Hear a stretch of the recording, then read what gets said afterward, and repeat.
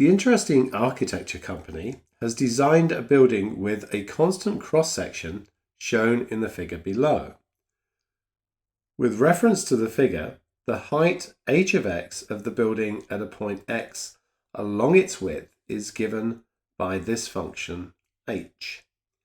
We can see the domain of that function is from 0 to w, and everything is measured here in meters.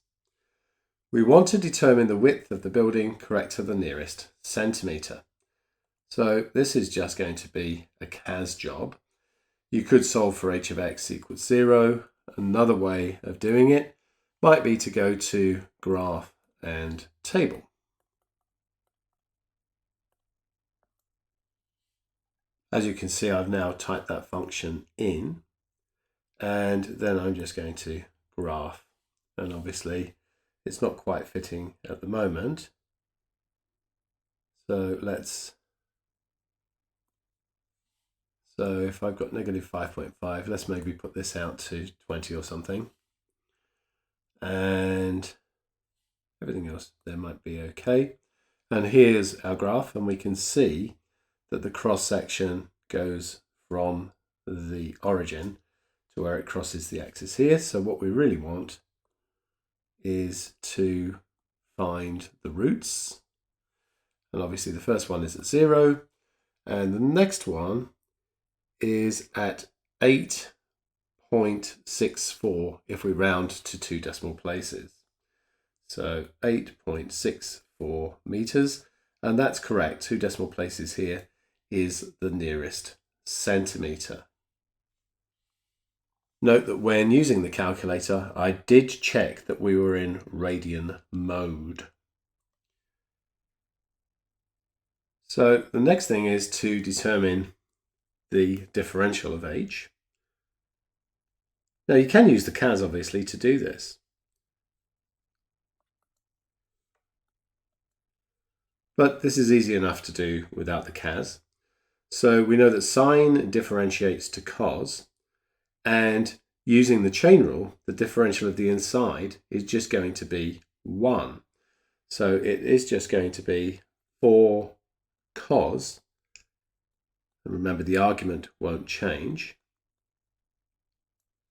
and then we'll have minus 2x, and remember here that pi is just a constant, so differentiating 3 pi x gives us just 3 pi, and of course the negative 4 here is just going to disappear. Part C, it says determine to the nearest centimetre the value of x at which the height of the building is maximum and state the maximum height. It's just 2 marks. There's no reason that we have to use anything we've done before. We can go back to the graph. And I'm going to go analysis G-solve and max, and there it is. And we can see that x is 5.74 meters, and the y max, or the maximum height, is 20.57 meters. So now let's look at part D. An adventure company allows tourists to climb from the ground on the left of the building, then along the outside of the building to the top. The company installs a platform that allows climbers to rest on their way up to the top. The platform is located on the second half of the climb at the point where it is the steepest, and that means that we're looking at an oblique point of inflection. How high off the ground to the nearest centimetre is it positioned? So, remember this is 3 marks, so we can't just put down an answer we've found.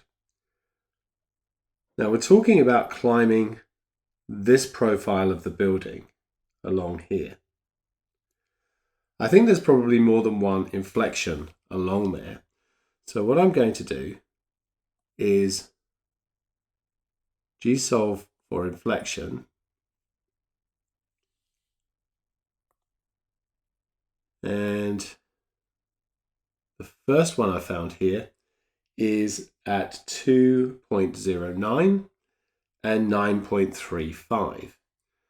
So we're going to look for points of inflection, and I'm going to state that I've got one at 2.09, 9.35, but that doesn't look like the steepest part of the climb. I'm sure there's another inflection, and indeed there is, and that one is at 4.19, 15.33.